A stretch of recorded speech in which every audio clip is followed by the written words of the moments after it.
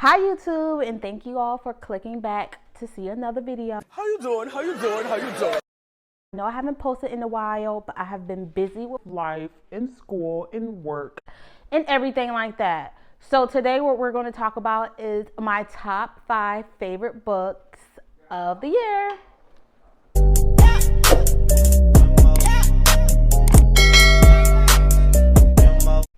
Okay guys, so before I get into my top 5 favorite books, I do want to discuss 2 of my books that I am reading today.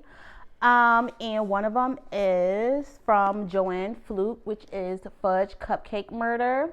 This is number 5 in her Hannah Sweetson series. I believe it's like 25 books in that series, and I do plan on reading those. I do love these series, so check it out. I also just picked up The Invisible Life of Addie. This is very popular right now, so I decided to pick it up. The synopsis is about a young woman that wanted eternal life, and one of those stipulations is nobody will remember her next life. So she's going to live on and die, but she's going to come right back to life. But each life, she's not going to remember, like, the people is not going to remember her. They're not going to remember her name until one day she meets a bookseller. She went to a bookseller store and he knew her name. So they begin to have this conversation about how does he know her, and that's all I know about this book. So yeah, guys, so these books were my favorite books of the year, like I previously stated. And let's go into number 5. Circe by Madeline Miller. I really enjoyed this book. This book is about the goddess Circe, her journey as, becoming her own woman. She's the daughter of the sun god Helios, and she has trials and tribulations following in his shadows. If you enjoy Greek mythology and just mythology in general, just check this book out. I really enjoyed the writing style. It was very unique. The book is not that big, and yeah, I really enjoyed it. Was something different, and like I said, I really enjoyed reading, something historical and mythology and all that jazz is kind of, interesting to me. So yeah, check this out.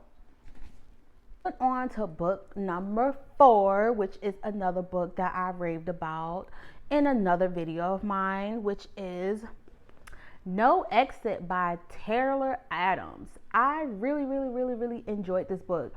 Now, this is a psychological thriller. This book is about a young woman who got caught in a snowstorm and ended up at a rest stop. At this rest stop, she finds a young child trapped in a cage in someone's car, and she has to figure out which of the people stuck at the rest stop is driving this car, and why do they have this child in a cage in the backseat of their car, caged up like an animal. So this book was very terrifying. I really enjoyed this book. I really don't like thrillers that often, but this book was really good, and I believe this is his first book. I'm not sure, don't quote me on that, but yeah, check this book out. I always tell people to read this book. I love it. Okay guys, so we're on to book number 3. So I really enjoyed this book. It's a YA book. It really touched on some of the topics that we are going through today, such as a pandemic. And this book is Wilder Girls by Rory Powers. I believe this book came out like last year, but like I said, I just read this book this year. So I really enjoyed this book, and it's so crazy because I do not like YA fiction. This book follows young women at I believe it's like a boarding school, and it was a breakout at this school, which is on an island, and they get stuck on this island with this breakout, and she has to figure out what happened to her best friend, how they can get off the island, etc., etc. So if you want to read something like, dystopian, pick up this book. Like I said, it's YA, so you can give this to your teens to read as well.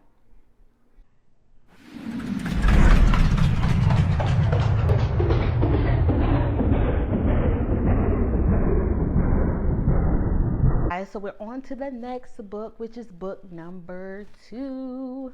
So, of course, this book was very popular to me, and this is a historical fiction book that I haven't even heard of, and I picked it up because of Goodreads, and that is The Book Thief. And I really enjoyed this book. It was like kind of historical fiction, kind of sort of, and it's written as a voice of death and a voice of a young girl named Liesel, and it's written like her life story in Nazi Germany, and how she escapes death, and like living in a world where being a Nazi was, you know, number one. Like, you can't be anything else or you will be looked at as an enemy as well. So even though her family did not agree with, you know, Hitler, you see the effects of not following Hitler and how that affected her life and the life of many others. So I would suggest pick this book up.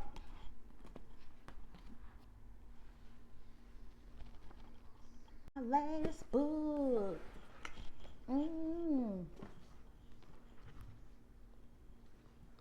Yes. Okay, guys, I'm not sure if you saw that book title, but I want to tell you about my number one best book of the year. And this is an author that I did not even know exists, which is so crazy because she's in the realm of Maya Angelou.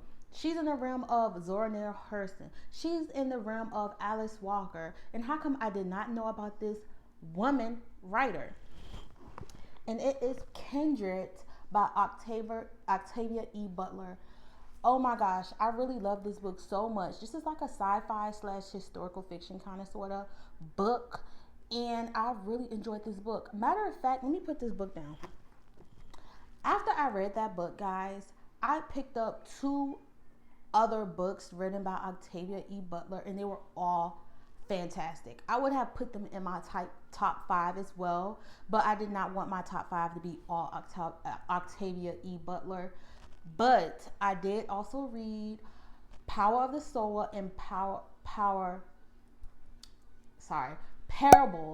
Talents and Parable of the Sower. And I did enjoy both of those books. Those are in my top 10. I enjoyed those books. Please read Octavia E. Butler if you haven't read any of her books. So back to Kindred. Kindred really drew me into her work. Like I said, this book is about a young Black woman, and I believe it was like the 2000s, and she got a house that was inherited from her family in the South. So she's married to a white man, and they went to go check out this house or whatever, and I believe she opened the door or something, and she was pulled right back into the antebellum South, and she was stuck there, and she had to figure out how to navigate the antebellum South as being, you know what I'm saying, a new woman. And while she's in the antebellum South, she meets a lot of her relatives. She meets like a white man that is so mean to her, and she has to navigate, like, you know, of course, picture if you were pulled back into the antebellum South, like, how would you feel? So this book was so good. It's very sci-fi, and I really enjoyed it. That's why it's number 1. Please read this book. Please read this book. Okay, guys, so if you watched the end of this video, that is very rare. But I want to thank you all for watching my top 5 favorite books. I really did enjoy all of these books. And like I said, I did read 32 books this year. And let's talk about some of my 2021 goals. So this year, 2021, like I said, this year I read 32 books, and that was like easy. Like, I didn't even push myself to read 32 books. Like, my goal for this year was 20 books. But you know, I do have to put COVID in mind. Like, perhaps it was COVID that kind of pushed me to read more. But for 2021, I do want to set the goal for 50 books of the year. So the 2 books that I'm reading right now, hopefully I can finish the Joanne Fluke book. I only have 100 pages left. So I should finish that by the end of this week. So that could make 33 books that I read for 2020. So The Invisible Life of Addie, that should be like my first book of 2021. And hopefully I can read 50 books.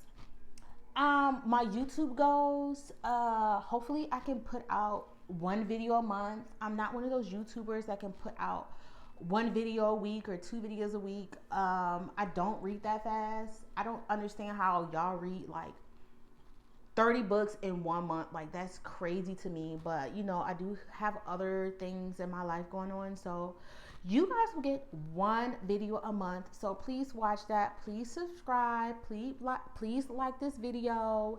And I hope you guys have a great New Year's. And I hope you all had a happy holiday. And thank you all for watching my video. Yes. Okay. Bye.